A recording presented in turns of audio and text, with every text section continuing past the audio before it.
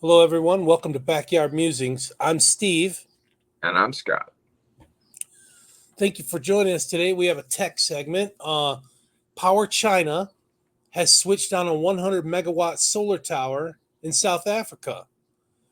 The Concentrated Solar Power, CSP project, will supply 480 gigawatt hours of clean energy in the country's power grid each year. That's a lot of power. That's a That's lot. yeah, that's good, right? This is Yeah, good. really good. Yeah. Um, and you'll see it's like a kind of like a system we've got here in Southern California. You'll see as we talk about this.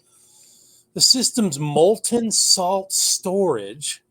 Let me say that again. The system's molten salt storage enables 12 hours of full load operation. That's like a battery. So during the night, 12 hours, it discharges energy to wherever the energy's going. Really cool. The Redstone 100 megawatt solar thermal power plant project, what is being called, achieved its first grid connection on September 14th, marking a significant milestone in the project's progress.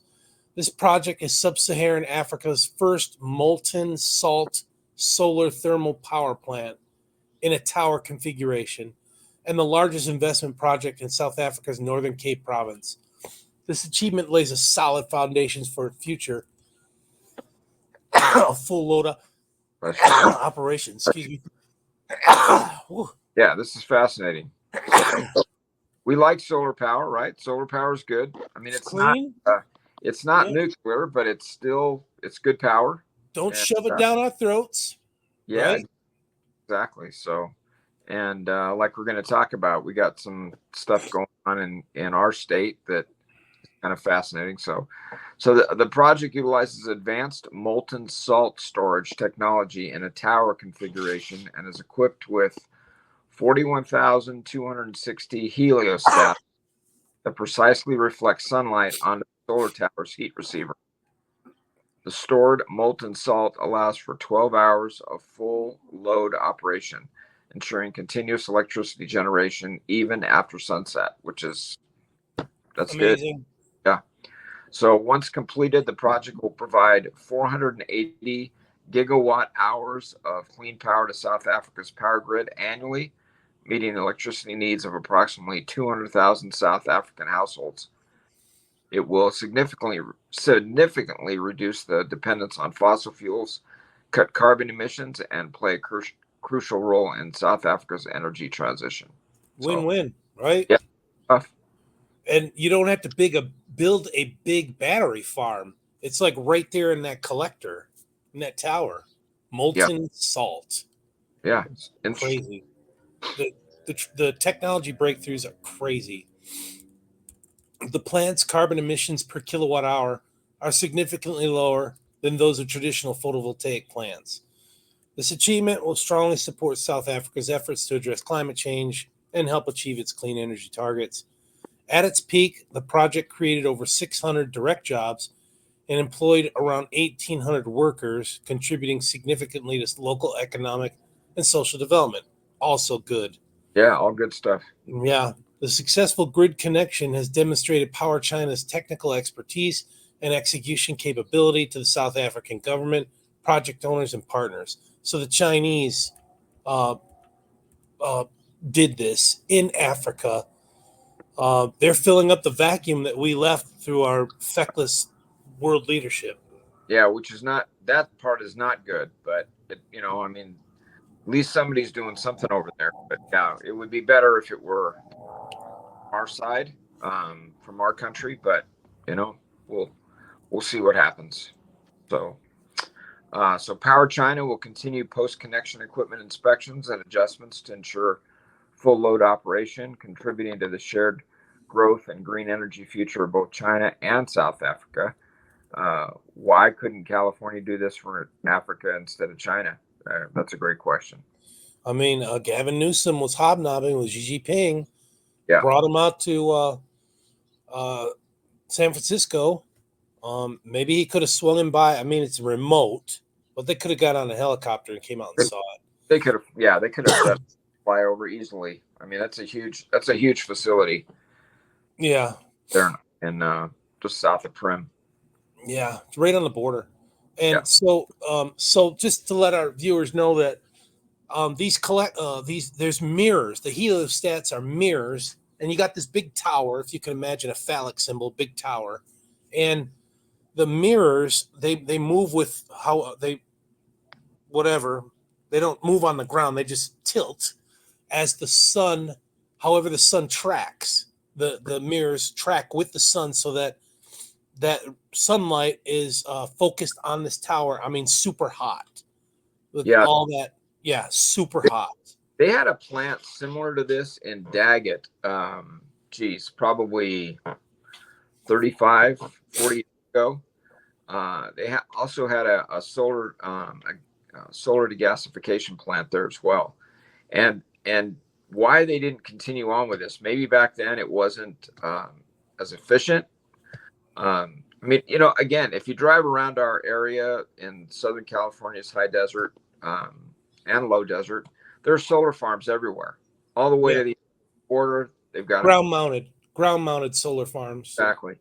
There was a company years ago that had it was called Luz Engineering. They had a huge plant out at um, Kramer Junction, north of us, about 60 miles or so north of us, and those were the mobile style panels where they would tilt with the sun.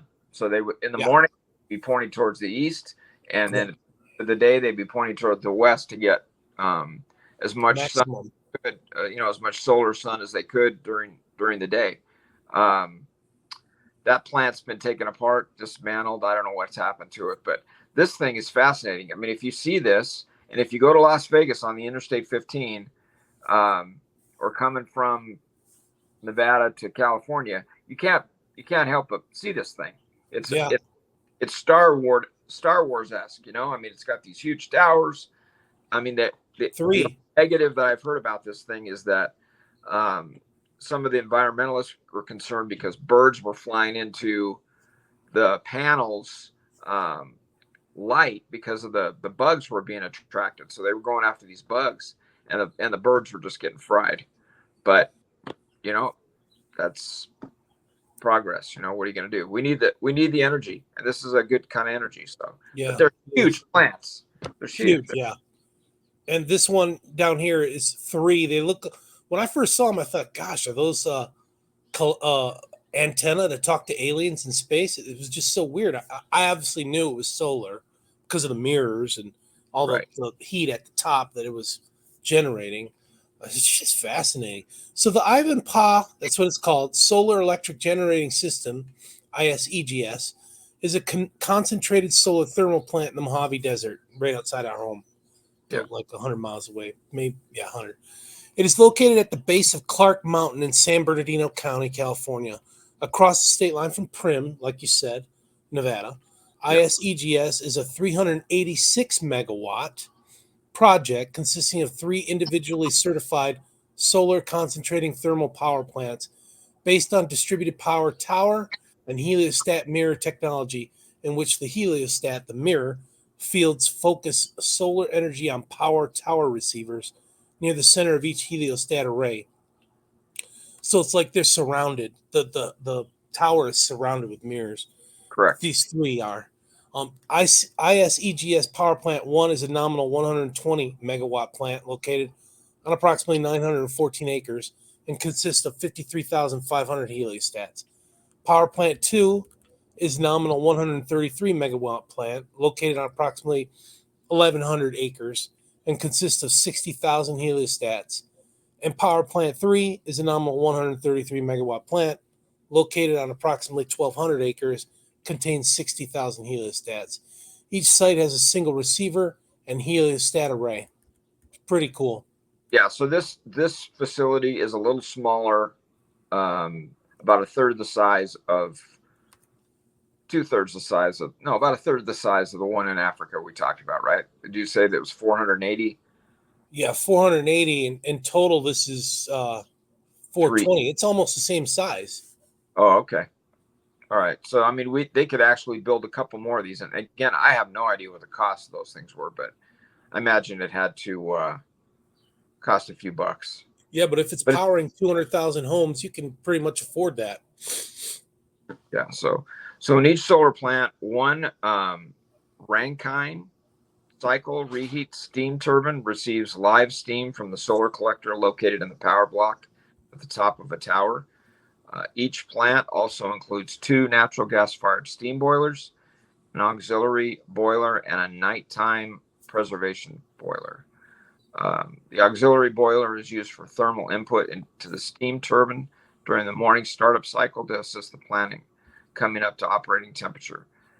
The auxiliary boiler is also operated during transient cloudy conditions in order to maintain the steam turbine.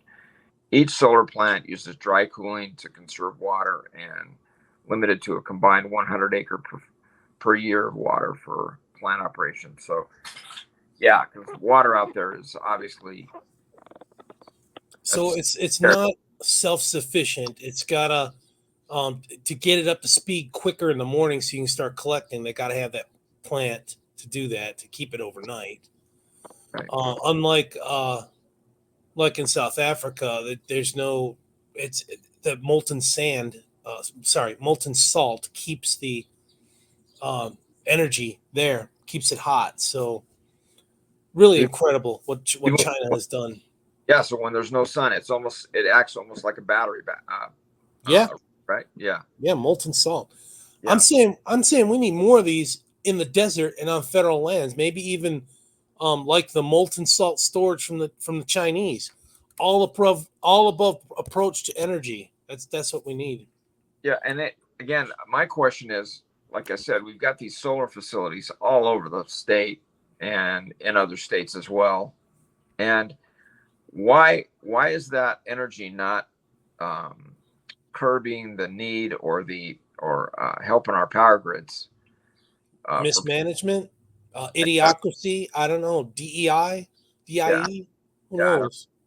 I mean, you'd think with all these solar facilities that we have, all the different kinds, that we'd be having cheap electricity, but doesn't seem to be happening. So somebody's getting that power, I guess. You know what I should have did? I should have researched the Hoover Dam and compared how much power the Hoover Dam provides versus the Ivanpah towers, and just see. I mean, because Hoover Dam it powers Las Vegas and Henderson Yeah, completely.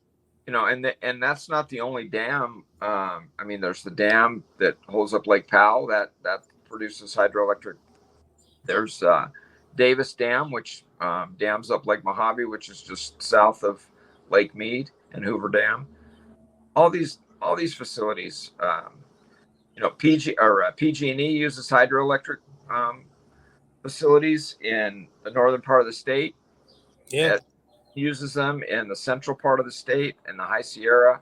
I mean, it's out there, but again, why are we not feeling are we not feeling it in our pocketbook with less? I mean, electricity bills in California right now are out of control. out of control. You don't have solar and some kind of an auxiliary or an alternative way to produce power.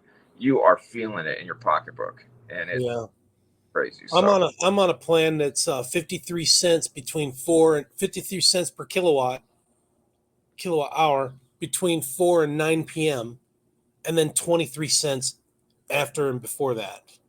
So we use the batteries during 4 to 9, and the batteries don't even last maybe till 8 o'clock, 8 p.m. and they're So we drained. still and they're drained, and then we still use that 53 cents for that hour, and then afterwards we start charging the batteries from the grid. Yeah, because I mean, just for an example, this summer has been very, very hot in our area and other Yeah, areas. yeah, But if you want any kind of cooling, you're going to have to run some type of either AC or swamp cooler or some type of a cooling fans have fans. really. So our house, we've got great insulation. Walls and ceiling is really insulated. So those fans help out. They circulate some air. Yeah, but again, it's affecting a lot of people. So Yeah. hopefully we can find some way to lessen the load on some of those folks that are having to pay. I mean, huge bills, $1,000 a month. Yeah. Crazy. Yeah. I pay 500 in July. Yeah. And it's just a family of 3, you know, but we got electric cars. You have solar. Yeah. So, yeah. Yeah. That's just nuts.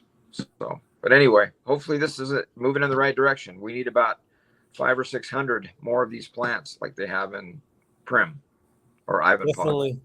Definitely.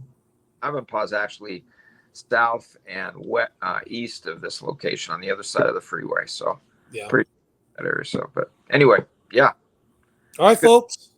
Thanks for joining us and enjoy your Sabbath tomorrow. We'll see you on Monday. Yep. Have a great weekend. We'll see you Monday. Take care.